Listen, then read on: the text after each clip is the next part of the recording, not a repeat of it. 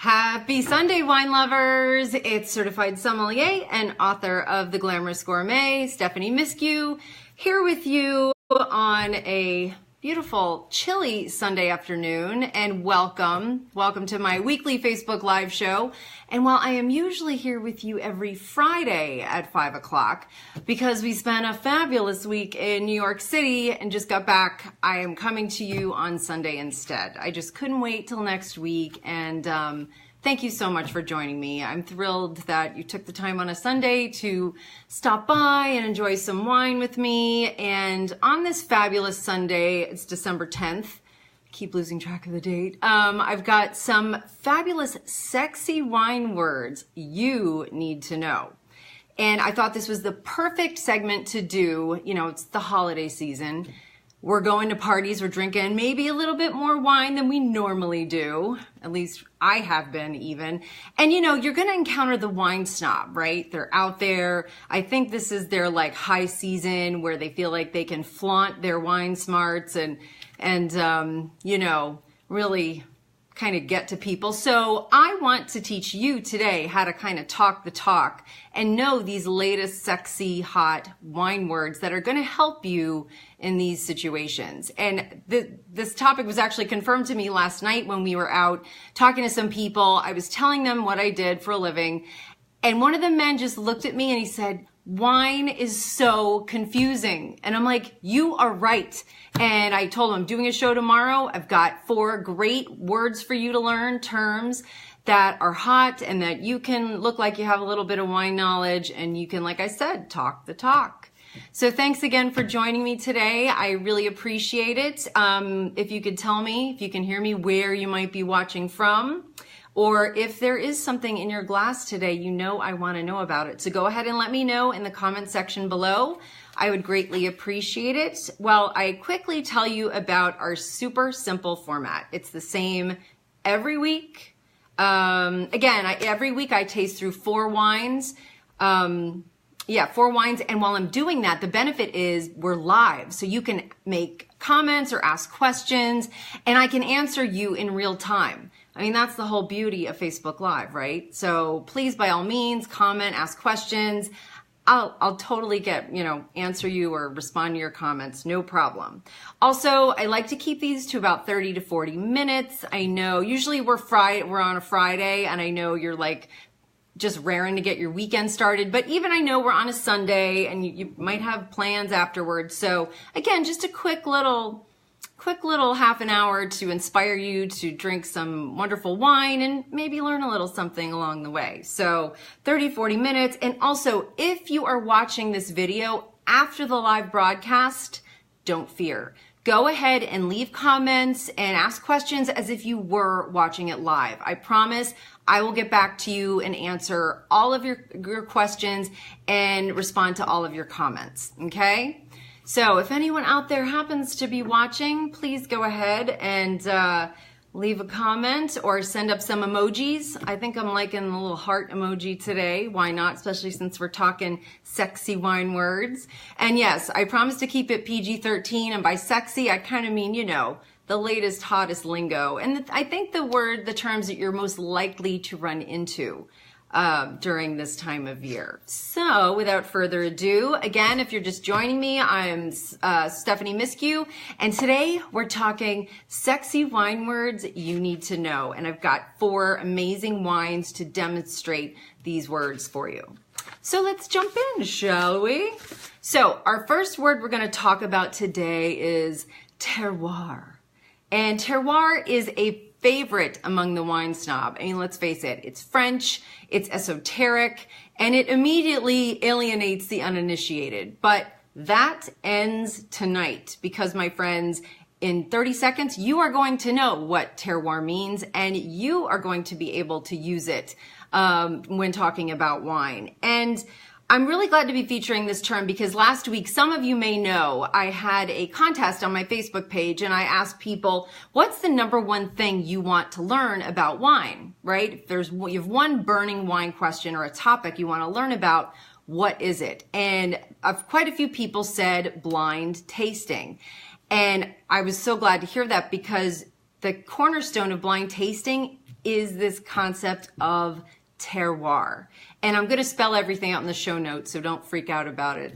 Some of these words are going to be French, so I'll link back to a post on my blog, so don't worry about Googling it now. You just sit here and sip a glass of something special and we'll get through it together. But so terroir, if you want to learn about wine or are interested in studying wine, you got to know terroir. And all terroir means, are you ready? All it means is that a wine tastes like where it comes from. That's it. That the wine tastes like and reflects the area or region it comes from. And again, that's how someone can taste a wine and not know anything about it and be able to tell you the grape variety, the region it's from, and even the vintage, because wines from different regions reflect different characteristics. So that's all you need to know. And if you want to kind of add it up divide it up into the parts, it's kind of how grape variety, soil type, climate, and winemaker's influence kind of come together to create a wine in your glass that can't be made anywhere else in the world.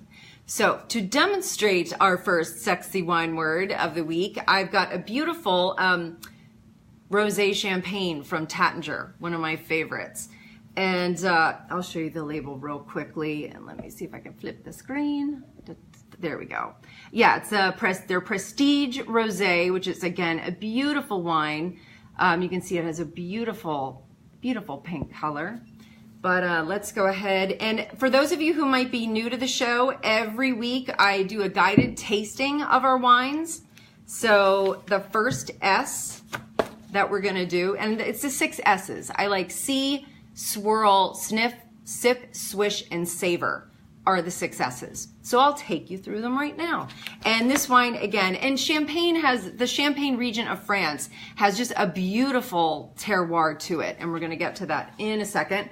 But if you can see the color of the wine, and I always like to use a white background because you can really get a sense of the color, is a beautiful kind of salmon pink color. It looks just like a rosé champagne should. You can see the froth at the top, which indicates that the wine has some beautiful, fabulous bubbles to it, which we love.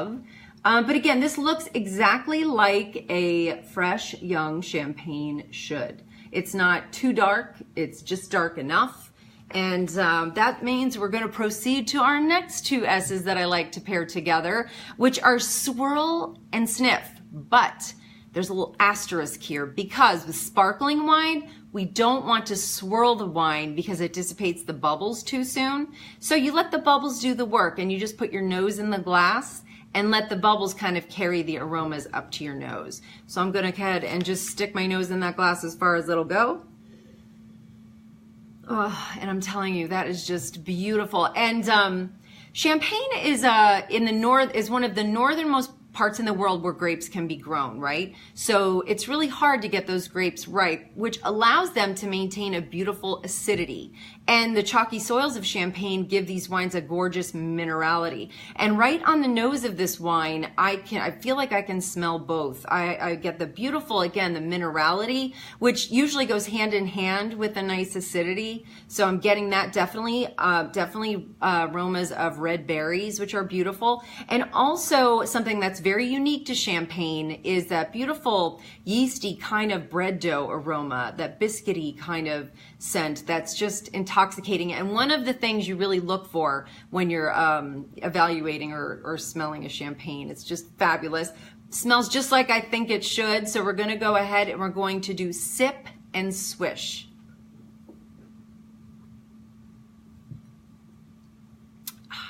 And I always like to tell people to swish the wine around your mouth. Because again, that beautiful acidity is just lighting up my palate right now. Because when you swish the wine around your mouth, you really get a sense of what the wine is about. You coat all your flavor receptors and taste buds with the beautiful deliciousness that is the wine, but you get a better sense of a wine's texture. And Champagne has those beautiful bubbles that just, again, light up your palate, and it really just, again, drives home what that wine is about, the beautiful texture. And again, on the palate, I'm getting flavors of, again, that beautiful, like a brioche bread and red berries and that citrusy thing as well, but also the hallmark minerality of Champagne that makes it so unique And again, a beautiful balance. It's a very elegant wine. And again, if I were blind tasting this, there'd be really no question this was a rosé champagne from the Champagne region of France. So it beautifully displays its terroir. Can you say that for me? Terroir, go ahead. I can't hear, no one can hear you. So this is a good time to practice. But again, our Taittinger Champagne, beautiful prestige rosé champagne, is demonstrating the sexy wine word terroir. And again, just a beautiful wine in and of itself. And are any of you out there champagne fans? If you've watched the show at all, you know I am, and I like to incorporate bubbly or sparkling wine wherever I can. So if you happen to be a champagne lover, let me know in the comments section. And if there's any champagnes in particular you'd like, I'd love to know. All right, any questions about our first wine or our first wine word, which again is terroir. Terroir is how you spell it. But again, I'll put that in a blog post. So if there's any questions at all, please let me know. And then again, and I know our last S is usually savor or spit. And because it's a weekend, I'm savoring. Professionally, you always spit, but I indulge on these days. So, all right, so if there aren't any questions, I'm gonna go ahead and move on to our next sexy wine word you need to know. And that, my friends, is a little word called malolactic fermentation, AKA mallow, or you might even hear people say ML. And they all mean the same thing. And it might sound like a scary term. God, malolactic fermentation, how am I ever gonna use that in conversation? But you know what? The chances are, even if you don't know what it means right now, and you will in a few minutes, chances are you have encountered it. If you've ever had a Chardonnay that has been buttery at all, like you've taken a sip and you're like, God, that's a really buttery Chardonnay, meaning creamy and luscious. That, my friends, is a direct result of malolactic fermentation. So if you've experienced it, that's half the battle to understanding what it means. And I'm gonna simplify it for you right here. All it means, all a malolactic fermentation does is exactly what its name implies. It converts malic acid into lactic acid. And you might say, well, why would you want to do that? What's the big deal? Think of it this way. Malic acid is comparable to when you bite into a Granny Smith apple. Those apples they're tart, they're sour. You bite into them and you kind of pucker up because that's what they have, that harsh malic acid in them. And while that might be fine for some wines you want a creamier mouthfeel. You don't really want that really puckery tart flavor. So you convert that malic acid into rich, creamy lactic acid. So if you think the Granny Smith apple turns into a baked buttery apple. And if you've ever baked an apple in the oven with like butter and cinnamon, that is essentially what happens to wine during the process of malolactic fermentation. So if you're sampling a Chardonnay and you sense some buttery, again, that beautiful buttery mouthfeel or buttery aromas or flavors, you can say, I think this wine has a little ML going on.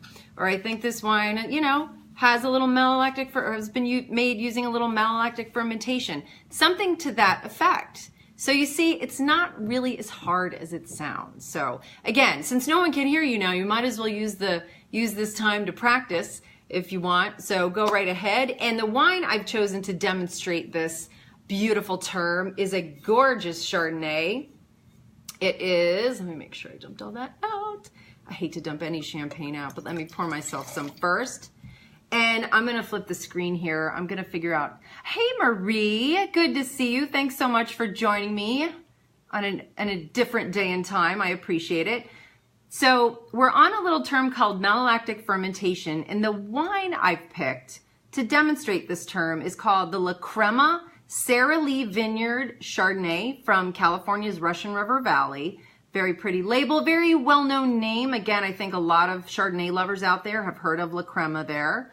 Very well-known. And it's a single vineyard wine, so whenever we see that on a wine label, we know that wine's gonna be a little pricier because that vineyard obviously has great attributes that it's going to contribute to the wine. Otherwise, you would never see that name on the label. So, again, I've chosen this particular wine to demonstrate our sexy wine word, malolactic fermentation, or mallow. I'm just going to call it mallow because that's really what you're going to hear. If you're not visiting a winery, the Wine Snob is probably going to say something like mallow or ML or something to that effect. So anyway, and it's funny, most red wines undergo malolactic fermentation, but you can really notice it a lot more in Chardonnay. So it's pretty much specific to your Chards. This wine, it's 100% Chardonnay. It has undergone 100% malolactic fermentation. So it does have that rich, buttery, toasty oak thing going on. That's just fantastic. Let's see, it was 100% whole cluster pressed. And it, underwent malolactic fermentation and then spent, 9 months, underwent full mallow. Get that? Malolactic fermentation. I'm just demonstrating some different ways to use the term. So let's go ahead and taste through this delicious wine. And I see some of you are coming in. Thanks so much. It's great to see all of you. Thanks for joining me on a Sunday. All right, so right away, you can see this wine is a little bit of a deeper yellow color. It's a little darker than a lemon yellow, I would say, but it's still opaque and translucent like we would expect a Chardonnay to look. Oftentimes when a Chardonnay looks like this, you can kind of guess that it's received a little oak treatment, which will make the wine a smidge darker oftentimes. But again, it's a deeper, little bit of a golden yellow color, but otherwise it looks just like we would expect it to look. So we're gonna go ahead and we're gonna move along to our next two S's, which I can demonstrate swirl now. So we're gonna do swirl and sniff. And if anyone out there wants to hazard a guess why we swirl the wine, and again, it's just grabbing it by the stem and just giving it, it's just a little flick of the wrist. And you just really need to get the wine moving around in the glass because that aerates it and it turns up the volume on the aromas of the wine, gives you a better idea of what the wine is about when you finally stick your nose in the glass. So, all right, I've sufficiently swirled. So now I'm gonna go ahead and I'm gonna sniff. Oh, that's beautiful. It's got nice, intense aromas. Beautiful. It's got some citrus, but it's like a honeyed citrus. Beautiful, like spiced pear. God, that's just, it's gorgeous. Peach, apricot. Got a little butterscotchy thing too, which a lot of beautiful Chardonnays that have been treated with French oak, you get that beautiful butterscotch note as well. I can smell almost like I would anticipate it has a little bit of malolactic on it. Sorry, a friend has chosen to join me. But let's go ahead and just sip and swish, and then we'll really know for sure.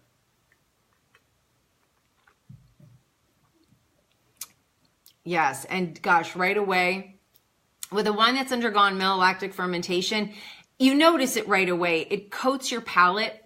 It's a lot more viscous than a wine that's, say, like a Sauvignon Blanc that's very lean and crisp and bright, that hasn't undergone malolactic fermentation. And in fact, I don't know if you can see the legs coming down the sides of the glass. That wouldn't happen with a Sauvignon Blanc. That's the viscosity. That's, the wine is a little higher alcohol. It's a little more viscous. So it coats the glass just like it coats your palate. And again, it's just got beautiful, again, a little creme brulee, a little butterscotch, a little baked apple and a vanilla from the oak. But yes, definitely that buttery mouthfeel that some of us just know and love. And if you are a fan of that type of Chardonnay, if you're ever shopping for Chardonnay at a wine store, at a restaurant, tell them you'd like a Chard with some ML. You like a buttery style Chard. So that's another way you could use this term to more accurately convey to somebody what it is you like. Because I've noticed, and just in the past week, I've been talking to a lot of people about wine, and they're not interested in learning all the little terms and stuff and just esoteric stuff. They essentially want to know how to order the wine they want. And that's what I'm here to help you learn how to do. So if you're someone who likes a more full-bodied, buttery Chardonnay, and you're shopping for one either at a wine store, or if you're talking to someone at a party, just say, I like Chardonnay with a little ML on it, a little malolactic. I like it more buttery in style. That's a way to just convey what you like. So that's our second sexy wine word of the tasting. Any questions about what we've spoken about so far? We covered our first sexy wine word was terroir, which we use the beautiful Taittinger Rosé Champagne to demonstrate. Then we just covered malolactic fermentation with our beautiful La Crema Sara Lee Vineyard Chardonnay, beautiful wine from the Russian River Valley. And any questions about either of our wines so far? If there are, go ahead and ask in the comment section while I take another sip of this fabulous Chard. That is lovely. That is really, really lovely. All right. So let's move on then. Let me hold on. I guess if I'm asking if there's any question, I should check and see if there's any. So, okay, I'm not seeing anything right now. But again, if you are watching this video after the live broadcast, please go ahead and chime in. I promise to get back to you and answer any questions you might have. So if it's 5 minutes from now, a week from now, please go ahead and just chime in. I'll get back to you. I have your back. I want to help you through the holiday season and not have you be bothered by any of the wine snobs out there. So, all right, folks. So our next sexy wine word is, and this is a twofer. It's actually two words. I'm linking them together because they're inextricably linked, especially this time of year. And those words are tannins and decanting. Because a lot of people want to know why you decant, and a lot of people want to know what the heck are tannins. And the two really go hand in hand. I'm actually, for those of you who are interested in learning more about these terms, I'll be demonstrating decanting next week, next Friday. So that's a little teaser to stay tuned for next week. But again, the terms are very closely linked, and they're primarily associated with red wine. So if you're a red wine lover, you want to listen up close because you're not going to want to miss this.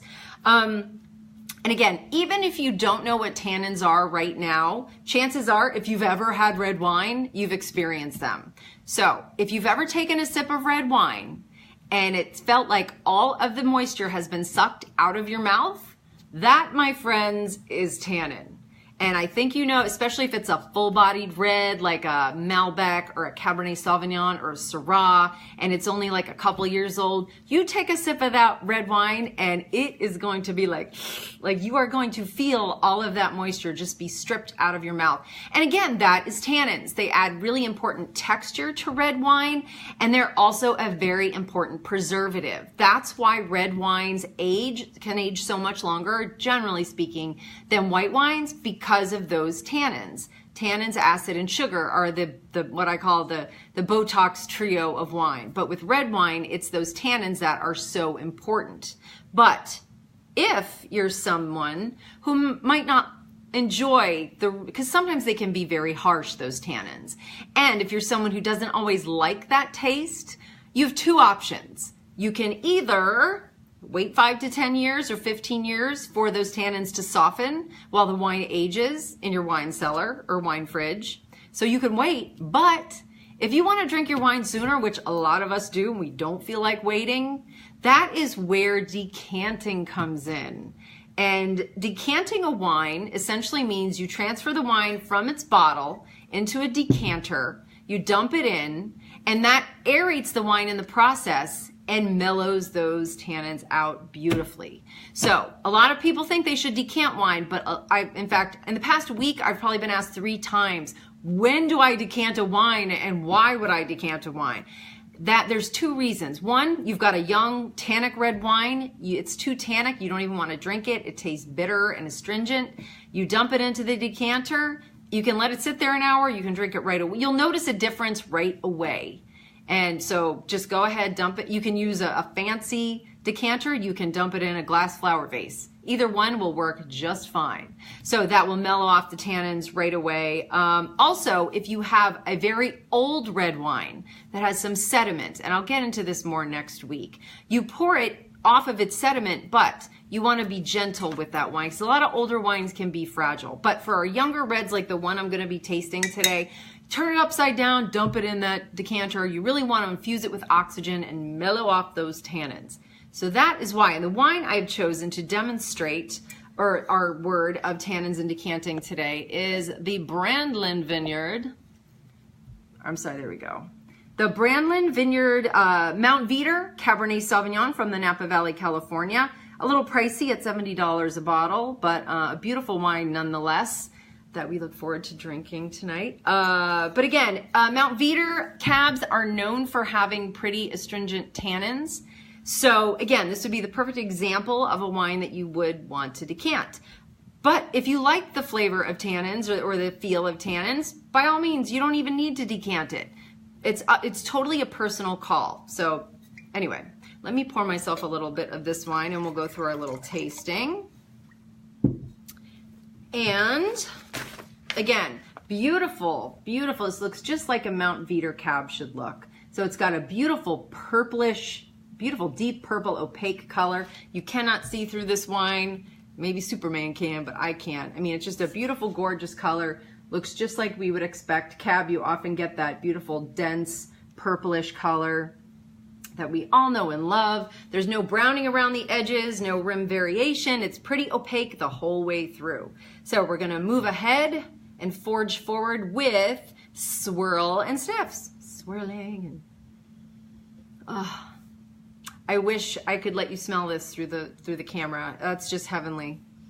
And again, because it's from California, you've got a little more intensity of aroma. So blackberry and cassis are jumping out of the glass at me. A little bit of minerality going on too.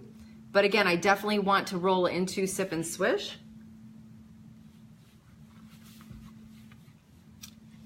Yeah, ooh, that is very nice. And yes, it's a 2012 vintage. Still has some nice tannins going on there though. I'm liking it now, but you could also, again, decant this if you didn't like the feel of those tannins. But yeah, man, that's got like just roasted plum, blackberry, cassis, graphite, that pencil lead awesomeness that comes with Cabernet Sauvignon, and some sweet oak going on. That is just a beautiful wine. Oh, gorgeous. So yeah, Cabernet Sauvignon is a prime example of a grape variety you would want to decant, as is Syrah, Petit Syrah, Malbec, you know, kind of any of those bigger, bolder red wines. Pinot Noir would be an example of a wine with lighter tannins that you wouldn't necessarily need to decant. Oftentimes you can drink them right out of the bottle and you don't really need to decant them, or you shouldn't. It shouldn't have very aggressive tannins. So mostly your bigger, bolder reds. So any questions about tannins or decanting yet, or any of the things we've talked about so far? And you can go ahead and pop that into the comment section while I take another sip of wine. In fact, I don't have to pour that out, because our next sexy wine word of the week requires a whole different glass to go with our latest word. Hold on, let me get the glass and everything lined up. So we are wrapping up today's tasting with the final wine word that I would like you to know, or that will probably come in handy. It's funny because been mulling these wines over, and then like I said, we were in New York last week, so that really helped me drill down. I just picked the ones I was hearing more. I was hearing more people use and say, and this one came up a lot, especially this time of year when we're drinking more. It's the holidays, we're drinking more dessert wines and things like that. And the term is residual sugar. But oftentimes you will hear wine professionals, and especially those wine snobs, using the term RS. Do you think there's any RS in this wine? Oh, what do you think? And you're like, what, RS, what's that? You know, it's very, you don't know, right? But now you do. And you can even pose the question to people, or better yet, rather than putting people on the spot, explain what it is, right? Share your knowledge with people in a non-intimidating way, or tell them to watch the show with you, whatever works for you. But yeah, residual sugar is, and sugar in wine is not a bad thing, folks. I know a lot of people think you're not supposed to like sweet wines, but man, if you are cutting all sweet wines out of your wine repertoire, you are missing out on some good stuff. So, and residual sugar essentially is the sugar left over after fermentation, because we know fermentation is essentially the process where yeast converts the sugars in the grapes into alcohol. And at a certain point, the alcohol level gets too high that the yeast dies. So when that fermentation is over, any sugar left in that wine makes the wine sweet. And the wine that I have chosen, the beautiful wine I've chosen to demonstrate this concept, is a beautiful Sauterne. It's the Chateau Larabout Sauterne, of course, from the Bordeaux region of France. Flip the screen for you. Voila. It's a gorgeous label. Again, it's a 2005, there we go. Chateau Larabeau Sauternes 2005 vintage. And yes, friends, this is from Bordeaux. I know a lot of people think of Bordeaux as being home to some of the most, and it is home to some of the most, you know, biggest, boldest, legendary red wines in history, right? But just a little further south of the right and left bank, you have this beautiful Sauternes region that produces some of the most heavenly wine in the world. Also, some of the most expensive wine in the world. And this one isn't too bad. This is, again, you'll often find it in a smaller format bottle like this one. This is about $40 a bottle. You can usually find a pretty good deal. And this wine is a blend of the 3 grapes used in Sauternes it's 90% Semillon, 8% Sauvignon Blanc, and 2% Muscadel.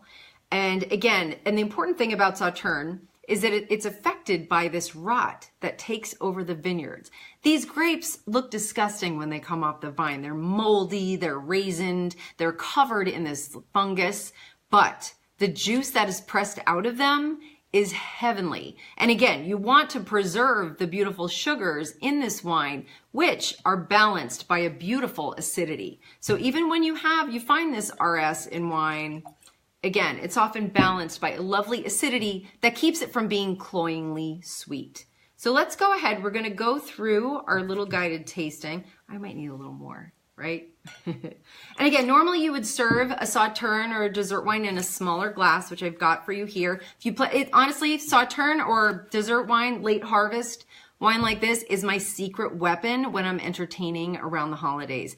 I always serve a dessert wine. People don't expect it, and they don't think they're supposed to like it. So when you spring it on them, they're like, ooh, is this okay? Am I supposed to like this? And you're like, yep. Just sip and enjoy, because it's a heavenly experience. So let's go ahead and do our little guided tasting. And again, you can see this is much deeper than our Chardonnay. It's got a beautiful, you can see the viscosity when I'm swirling it too. It's a beautiful honey yellow color.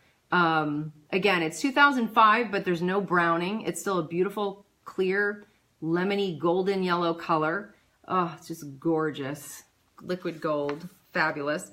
So, all right, so now I'm going to go ahead and I'm going to swirl and sniff. And I, again, wish you could smell it through the screen. A beautiful honeysuckle and jasmine and apricot. And it's just heaven on the aroma, or on the nose. So complex. Pineapple, apricot, little bit of ginger going on. So I can't wait to sip and swish.